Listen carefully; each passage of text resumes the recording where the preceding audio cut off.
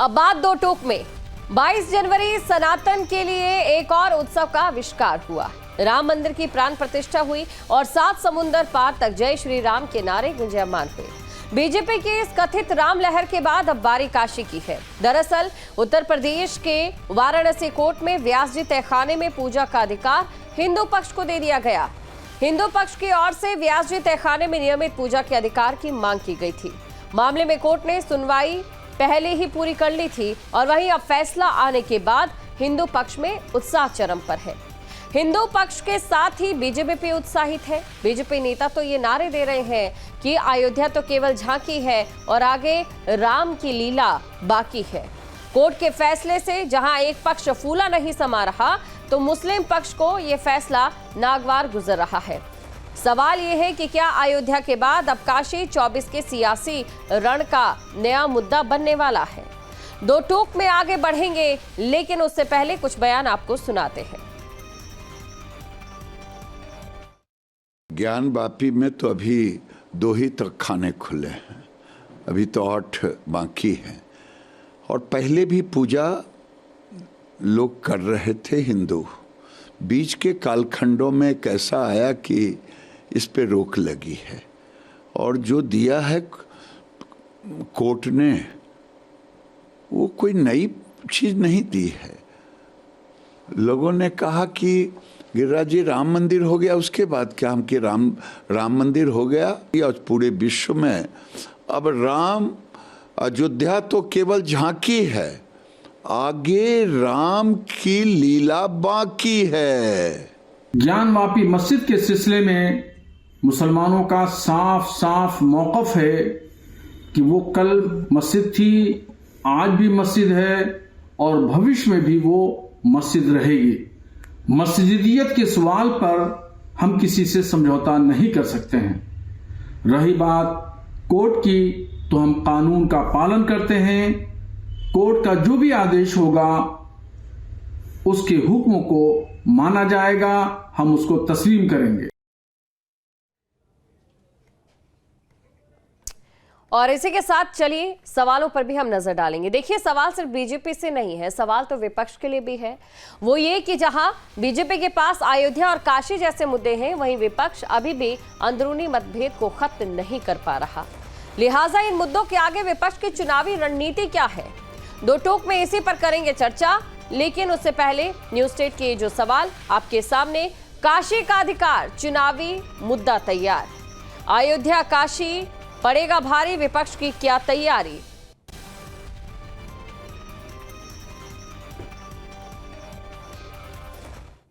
और इसी के साथ जो हमारे गेस्ट हैं चर्चा के लिए हमारे साथ जुड़ चुके हैं, सूर्य मैथिली जी बीजेपी से नेता हैं, अजय वर्मा कांग्रेस से नेता हैं, और साथ ही चेतनानंद सरस्वती जी हिंदू धर्मगुरु इस समय हमारे साथ जुड़ चुके हैं, और शहाबुद्दीन रिजवी जी मुस्लिम स्कॉलर हमारे साथ जुड़ चुके हैं। तो चलिए, सबसे पहला सवाल मैं इस समय जानना चाहूंगी जो हिंदू धर्मगुरु हैं उनसे, चेतनानंद सरस्वती जी से, कि जिस तरीके से ये फैसला यहाँ पर आया है और इस फैसले के बाद जो उत्साह लोगों में देखा जा रहा है, बीजेपी को इससे फायदा भी मिलता दिखाई दे रहा है 2024 के लोकसभा चुनाव में। लेकिन हिंदू समाज इसे कैसे देखता है, बीजेपी के लिए भी और अपने लिए भी? देखिए, 31 वर्षों तक बिना किसी लिखित आदेश के हमारी पूजा का अधिकार बाधित कर दिया गया। 31 साल हम लोगों ने संघर्ष किया और आज ये समय आया है कि हम दोबारा से माँ श्रृंगार गौरी का पूजा दोबारा कर सकेंगे। ये अधिकार मिला है। पूरे वर्ष में सिर्फ 1 दिन की अनुमति दी गई थी और लॉ एंड ऑर्डर का हवाला देकर तुष्टीकरण की राजनीति के चलते हुए इसको बाधित कर दिया गया। बीजेपी का देखिए फायदा इसलिए होगा कि बीजेपी ने हमेशा उन आस्थाओं में विश्वास जताया है जो 100 करोड़ सनातनियों की आस्थाएं हैं, जिन विषयों पर, जिन आध्यात्मिक केंद्रों पर सनातन लगातार अपनी आवाज को बुलंद करता रहा, प्रखर करता रहा, प्रचंड करता रहा और लगातार संघर्ष करता रहा, उसके साथ बीजेपी जुड़ी रही और उन्होंने कभी भी इस तथ्य को नकारा नहीं। तो हाँ, ये जरूर है कि मर्यादित रहे, कानूनी जो प्रक्रिया थी उसका इंतजार भी किया। जब राम मंदिर का फैसला आना था तो प्रधानमंत्री जी से पूछा गया कि आप क्यों नहीं इसको विधेयक बना के पास कर देते हैं, तो उन्होंने कहा कि नहीं, मैं पहले न्यायालय की प्रतीक्षा करूंगा, पहले ये देख लें कि न्यायालय अपना क्या निर्णय देता है, क्योंकि इस देश में संविधान से ऊपर कुछ भी नहीं है। तो दीपशिखा जी, दोनों के लिए ही ये फायदेमंद है, हमारे लिए इसलिए कि हमारे जो इष्ट कैद करके रखे गए, अभी तो वजू खाने का सर्वे होना है, वजू खाने में जिस तरीके से शिवलिंग को कैद करके रखा गया है स्पष्ट हो जाने वाला है कार्बन डेटिंग। यानी कि कुल मिलाकर बीजेपी ने जो अपनी विचारधारा है उसे सनातन के प्रति शुरुआत से ही क्लियर रखा है, और ऐसे में जब सनातन को लेकर ऐसे फैसले आते हैं तो इस पे बीजेपी का भी हक बनता दिखाई देता है, ये आपका मानना है। मौलाना शहाबुद्दीन रिजवी जी भी हमारे साथ जुड़ चुके हैं, एक बार उनसे भी हम एक सवाल ले लेते हैं। मौलाना साहब, आपसे मैं ये समझना चाहूंगी, देखिए आपत्ति जो है मुस्लिम समाज की ओर से अभी भी जताई जा रही है। एक तरफ ये कहा जाता है कि कोर्ट का फैसला जिस तरीके से होगा वो मंजूर होगा, लेकिन इन सब के बीच जो इस समय चल रहा है, चाहे अयोध्या की बात करें या काशी की बात करें, और इसी के साथ जो 2024 का ये जो लोकसभा चुनाव है, क्या लोकतंत्र के साथ ये चीजें आप न्याय संगत मानते हैं कि अगर चुनावों में इस तरीके से ये जो मुद्दे हावी रहते हैं? देखिए, भारत का मुसलमान ये समझ रहा था कि अयोध्या में सुप्रीम कोर्ट का फैसला आ गया तो अब यहाँ पर तमाम मामलात खत्म हो जाएंगे, और सुप्रीम कोर्ट के फैसले के बाद तमाम मस्जिदों के तमाम मामलात जो है वो उस पर लगाम लग जाएगी। मगर सुप्रीम कोर्ट के फैसला आने के बाद, अयोध्या का मामला हल होने के बाद में वहाँ राम मंदिर बन भी गया, उसका इफ्तिताह भी वजीर आजम ने कर दिया, मगर अब ये मामला थमने को नहीं आ रहा है। काशी है, मथुरा है, तमाम इश्यूज उठाए जा रहे हैं, तो इसके पीछे एक सोची समझी जो है वो रणनीति है, पॉलिसी है, उसके तहत जो है ये तमाम चीजें मजहबी उन्वान उठाए जाते हैं, और इसका कुछ पॉलिटिकल पार्टियां फायदा भी हासिल करती हैं। जैसे राम मंदिर बाबरी मस्जिद वाले मुद्दे पर मुलायम सिंह ने फायदा हासिल किया, कल्याण सिंह ने फायदा हासिल किया, और अब दूसरे इश्यूज हैं, उन इश्यूज पर दूसरी पार्टियां भी फायदा हासिल करेंगी। तो इसका असर, इसके असरात इलेक्शन पे तो जरूर पड़ेंगे, मगर सबसे बड़ी बात यह है कि यहाँ पर जो हिंदू मुस्लिम इत्तेहाद है वो पारा पारा हो रहा है, और उसको बहुत बड़े पैमाने पर नुकसान पहुंच रहा है, और नफरती चीजें जो हैं वो आगे बढ़ रही हैं। तो ये चीज जो है वो किसी भी समाज के लिए अच्छा नहीं है, और हमारे देश के लिए भी अच्छा नहीं है। तो पॉलिटिक लोगों को इन तमाम चीजों को सोचना चाहिए और समझना चाहिए। जी बिल्कुल। और इसी के साथ राहुल राज जो हमारे साथ राजनीतिक विशेषज्ञ हैं वो भी हमारे साथ जुड़ चुके हैं। राहुल जी, आपसे मैं समझना चाहूंगी, ये पूरा मामला आप देख रहे हैं, जो मुस्लिम पक्ष को परेशानी है वो भी आप समझ रहे हैं, विपक्ष के पास हालांकि कोई मुद्दा इस समय दिखाई नहीं देता, लेकिन लगातार वो कह रहे हैं कि ऐसे मुद्दों का जो फायदा है वो बीजेपी उठा रही है, इसे कितना सही माना जाए? देखिए, इस समय एक चीज तो है कि जो तमाम घटनाक्रम है, इस देश में गंगा जमुना तहजीब को बनाने में बड़ी मेहनत लगी है लोगों को, इसलिए देखिए कोर्ट ने निर्णय दिया और उस निर्णय का सब लोग स्वागत कर रहे हैं, लेकिन यह बहुत आवश्यक है कि इस प्रकार के निर्णयों का राजनीतिक फायदे के लिए उसका उपयोग ना किया जाए उसको। जैसे अभी हम लोगों ने देखा राम मंदिर के मामले पे माननीय सुप्रीम कोर्ट ने आदेश दिया, राम मंदिर का निर्माण हो रहा है, लेकिन बीजेपी ने पूरे कार्यक्रम को बिल्कुल ऐसा बनाने का प्रयास किया जैसे कि बीजेपी ही मंदिर का, बीजेपी के कारण से मंदिर का निर्माण हो रहा है। सुनिए, इस पे आपत्ति है मेरी दीपशिखा जी, ये मंदिर ट्रस्ट, जो मंदिर परिसर का ट्रस्ट था उसके द्वारा ऑर्गेनाइज कार्यक्रम था, प्रधानमंत्री बिल्कुल आपके पास में देखिए लौटोगे चेतनानंद सरस्वती जी, लेकिन एक बार राहुल जी की बात हम पूरी कर लेते हैं। राहुल जी क्या कह रहे हैं, बोलिए। राहुल जी गलत तथ्य आपके माध्यम से पेश कर रहे हैं। मैं कोई गलत तथ्य नहीं रख रहा। जी राहुल जी बोलिए। तथ्य पेश कर रहे हैं बीजेपी का कार्यक्रम। मैं बिल्कुल कोई गलत तथ्य पेश नहीं कर रहा हूँ। मंदिर तीर्थ क्षेत्र का मंदिर, अच्छा ये बता दीजिए ना, आप उसके लिए तमाम डिबेट में आप तो किसको श्रेय दे रही थी?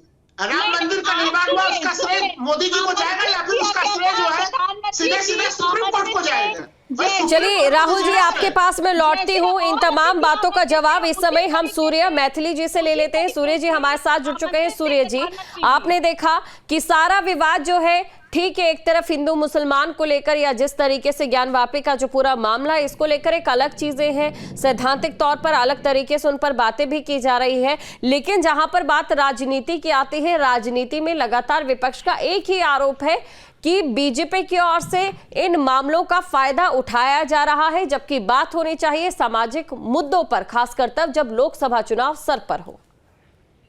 धन्यवाद दीपशिखा जी। पहले को आपको, आपके सभी दर्शकों को और पूरे देश को भारत माता की जय, वंदे मातरम और हर हर हर महादेव जी। देखिए, अभी मैं सुन रहा था राहुल लाल जी को, मुझे बड़ा अच्छा लगा, इन्होंने गंगा जमनी तहजीब की बात की। लेकिन जब मैं अपने मंदिरों के जब खुदाई होती है और सर्वेक्षण निकल के आते हैं और मस्जिदों के नीचे से हमारे मंदिरों के खंभे निकलते हैं, मूर्तियां निकलती हैं, हमारे चिन्ह निकलते हैं, तो फिर मैं सोचता हूँ ये कौन सी गंगा जमनी तहजीब थी दीपशिखा जी, जिसमें केवल और केवल गंगा का पानी बहाया गया और जमनी का पानी जो है वो रोक दिया गया। और मैं समझना चाहता हूं, अभी जो हमारे मुस्लिम स्कॉलर बैठ के बोल रहे थे कि हम सोच रहे थे कि ये जो है वो रुक जाएगा, मैं पूछना चाहता हूं यहां पर कि क्या राम मंदिर के समय में आर्कियोलॉजिकल सर्वे ऑफ इंडिया का अगर वहां पर वैज्ञानिक सर्वे ना होता तो इस देश की आत्मा भगवान श्री राम को भी अपने जन्म के प्रमाण कोर्ट में देने पड़े थे। ये आप भी जानती हो, मैं भी जानता हूं, आपके संग में बहुत सारी डिबेट्स में रहा। दूसरी चीज, यहां पर ज्ञानवापी की ये बात कर रहे हैं, तो पहली चीज, पूरे विश्व में कोई एक मस्जिद मौलाना साहब मुझे बता दें जहां पर कि मस्जिद की एक दीवार पर हिंदू देवी देवताओं की मूर्तियां अंकित हों, वहां पर जो तहखाने हैं वो खंबे चीख चीख के कह रहे हैं कि वहां पर स्वास्तिक है, वहां पर हमारे भगवान शेषनाग की छवि अंकित है, वहां पर हिंदू देवी देवताओं की छवि अंकित है, ऐसा एक भी ये मस्जिद बता दे। और तीसरी चीज, वो महत्वपूर्ण चीज, राम मंदिर के मामले में सुप्रीम ये कोर्ट सारा का सारा सर्वे एएसआई ने किया ना, और अभी ये कह रहे थे कि ये रुक जाएगा। अरे भैया, ये नहीं रुकेगा। भारतीय जनता पार्टी के शुरुआती मैनिफेस्टो में ही था कि अयोध्या में डालने से क्या होता है, झांकी है और काशी मथुरा बाकी है।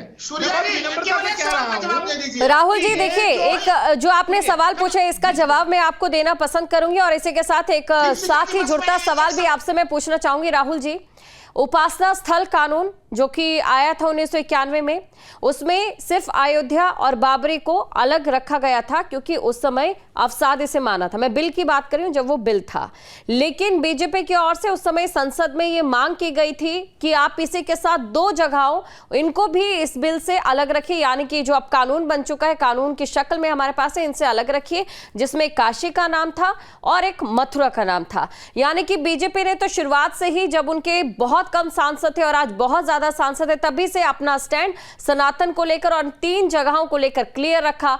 अब ऐसे में अगर गंगा जमुनी तहजीब की हम बात करें तो इस तहजीब में लोगों को ये उम्मीद है कि मुस्लिम पक्ष खुद आगे आएगा और ये कहेगा कि अगर मंदिर के प्रमाण वहां से मिल रहे हैं एएसआई सर्वे में, जो कि झूठ नहीं हो सकता, तो उन्हें वो भाईचारा दिखाते हुए हिंदुओं को सौंप देना चाहिए। ये हिंदू पक्षकार कह रहे हैं। हमें बस आप 30-40 सेकंड का समय दीजिएगा। जी जी, बीच में तो खुद ही बोलते हो आप। नहीं, बस 30-40 सेकंड, उसके बाद हाँ जी, राहुल जी बोलिए। राहुल जी, आप समय तो दूसरे का परेशान करते हो। सुना है ना सूर्या जी, आपको सुना है, फिर उसके बाद यहाँ बीच में कूद पड़े थे ना। नहीं, आपको सुनने के बाद बीच में प्रश्न पूछा था मैंने यही चीज बोला आपको कि देखिए, धर्मस्थल विधेयक जो 1991 का है, दीपशिखा जी आपने बिल्कुल सही चीज कहा, लेकिन मैं वही चीज बीच में कह रहा था कि माननीय सुप्रीम कोर्ट ने जो आदेश दिया राम मंदिर के मामले में, वो सुप्रीम कोर्ट के 5 सदस्यीय संविधान पीठ का आदेश है। और उसमें क्या कहा गया, इस प्रकार का जो चीजें हैं, इस प्रकार की वो आखिरी है, यानी कि राम मंदिर का मामला एक आखिरी मामला है। तो जो 1991 का कानून था, उसके ऊपर सुप्रीम कोर्ट के 5 सदस्यीय संविधान पीठ ने दीजिएगा। तो उस स्थिति में अब उसको कौन बदल सकता है? उसको या तो फिर आप संसद में कानून लाके बदलेंगे या फिर सुप्रीम कोर्ट के 7 सदस्यीय संविधान पीठ मेरा एक प्रश्न है, तो आप ये तो नहीं हो सकता ना कि सुप्रीम कोर्ट राम मंदिर बनाने का निर्णय दे, उसका तो हम स्वागत करेंगे, लेकिन सुप्रीम कोर्ट बाकी व्याख्या में कुछ भी कह दे, वही उसी निर्णय में हम उसे मानने के लिए तैयार नहीं होंगे। ये चीजें नहीं चल सकती। देखिए, मैं तो यहाँ पे मोहन भागवत जी का एक बयान कोट करूंगा। 20 सेकंड दीपशिखा जी। सूर्या जी, एक लाइन, बस एक लाइन। मोहन भागवत जी ने क्या कहा था, हर मस्जिद के नीचे मंदिर ढूंढने का प्रयास जो है वो गलत प्रयास है। ये मोहन भागवत जी के बयान है। अब आप ही जवाब दे दीजिए इसका। सुन लीजिए अब देखिए, आपने धर्मस्थल देखिए 20 से 30 हजार ऐसी मस्जिदें जिनका ये दावा अक्सर लोग करते हैं, लेकिन उनकी बात नहीं करते हैं। बात यहाँ पर सिर्फ तीन जगहों की करते हैं। 3 जगहों के जो मुद्दे हैं इस समय कोर्ट में। सूर्य जी मेरा ये आपसे सवाल, देखिए मेरा ये आपसे सवाल, अगर ये बात आगे बढ़ती है तो देश के सौहार्द का क्या होता है? क्या बीजेपी इससे भी निपुणता से आगे एक रख सकती है? वहीं दूसरी चीज मैं ये भी आपसे जानना चाहूंगी कि जिस तरीके से अब ये जो पूरा मामला है, इस पूरे मामले में एक लोकसभा चुनाव को लेकर भी यहाँ पर एक चिंता है, क्या देख रहे हैं आप इसे और किस तरीके से ये चीजें आगे रहेंगी? मैं गिनती के 120 सेकंड लूंगा। जी। मेरा निवेदन है मुझे इंटरप्ट ना करें। अभी राहुल लाल जी ने धर्मस्थल विधेयक की बात की। धर्मस्थल विधेयक क्या कहता है कि जो इंस्ट्रक्चर जिस प्रकार से है उसको उसी प्रकार से रहने दिया जाए, यही कहता है 1947 से पहले की। बिल्कुल बिल्कुल बिल्कुल। आज 1993 तक जहां श्रृंगार गौरी की पूजा होती रही ज्ञानवापी में, उसको तत्कालीन सरकार ने मुस्लिम तुष्टीकरण के कारण रोका, बिना किसी कागजी आदेश के बैरिकेडिंग की गई। आज जब कोर्ट में मामला गया तो वहां पे कोई आदेश ही नहीं था, तो आज कोई विधिक जो अधिकार नहीं था। इसी के साथ एक और सवाल सूर्य जी मेरा आपसे ये कि ये तमाम दावे देखो किए जा रहे हैं, लेकिन इन्हें कोर्ट में, अदालत में आप लोगों को जिस तरीके से आप लोग जाते हैं तो उसे मानने के लिए या फिर मनाने के लिए काफी एक लंबी न्यायिक जो प्रक्रिया है उससे गुजरना पड़ता है। कानून की बात मैं कहना चाहूंगी, आप लोगों के पास बहुमत भी है, तमाम चीजें हैं, उसके बावजूद भी क्यों इस तरीके का जो कानून है वो आप लोग सामने नहीं ला पा रहे हैं अभी तक? देखिए दीपशिखा जी, आपने बहुत अच्छा प्रश्न पूछा और मैंने कहा ना 120 सेकंड मुझे दीजिएगा। देखिए आपने जो पूछा यही तो हिंदुत्व की, सनातन की खूबसूरती है कि हम सबका साथ, सबका विकास, सबका विश्वास, सबका प्रयास में विश्वास करते हैं। वरना आप देखिए कि जहां भी हम खुदाई कराते हैं वहां पर हमारे जो धार्मिक स्थलों के अवशेष निकलते हैं, लेकिन फिर भी हम पूरी विश्वास के साथ संविधान के अनुरूप कानूनी कार्रवाई के साथ उनको लेते हैं। दूसरी चीज देखिए, बीच में मत कूदिए ना। राहुल जी प्लीज। राहुल जी एक बार सूर्य जी का जो जवाब है वो पूरा होने दीजिए। उनसे एक सवाल पूछा गया है कि क्या ऐसा कोई कानून आएगा? बीजेपी के पास ताकत है। बताना चाहता हूँ, सुन लीजिए एक बात और। आपने अभी 20-30 हजार मस्जिदों की बात की, मैं आपको बता रहा हूँ ऑन रिकॉर्ड है 40,000 का आंकड़ा ऑन रिकॉर्ड है कि 40,000 मंदिरों को तोड़कर मस्जिद तामीर की गई है।